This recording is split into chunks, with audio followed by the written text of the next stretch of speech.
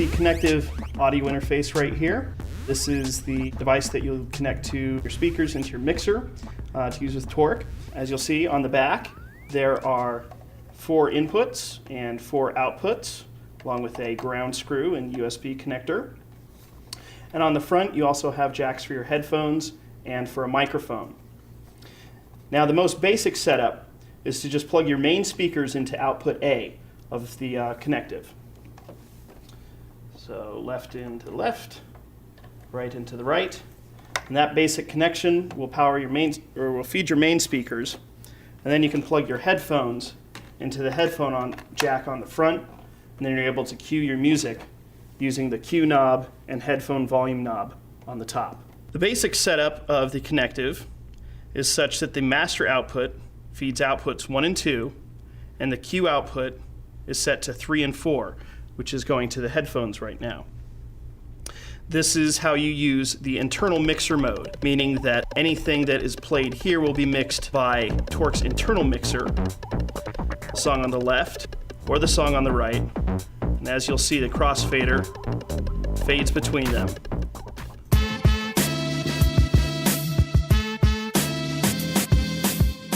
It's also possible to use the connective with an external mixer, such as the one I have here. You're going to need to be able to feed 2 individual channels of signal to this mixer in order to be able to mix it using the crossfader here. So simply connect the second output of the connective, and now these 2 channels, or these go into the left side of the mixer, while these 2 channels here go into the right side of the mixer. In Torque, you'll switch the mixer mode to external, and now you'll see that playing the song on the left and playing the song on the right is now controlled externally through this mixer instead of being controlled internally inside Torque.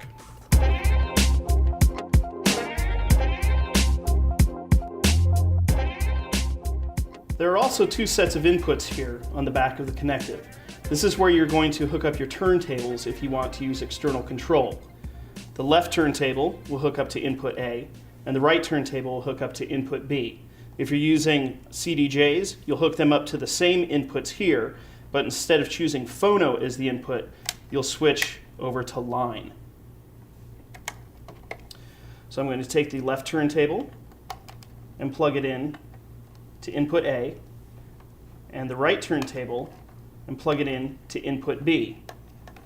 I'm then going to take the 2 ground screws, or 2 grounds, and screw them in to the connective, so they're good to go. Then this whole unit can sit behind my mixer, and then I plug my headphones into this mixer and cue from here. If you're wanting to use external control, you'll first enable external control in the control panel, but you will also need to choose the input channels used for external control. Control input A for deck A is on inputs 1 and 2. Control input B for deck B is inputs 3 and 4. So once this is set, now you have control of the music from external turntables.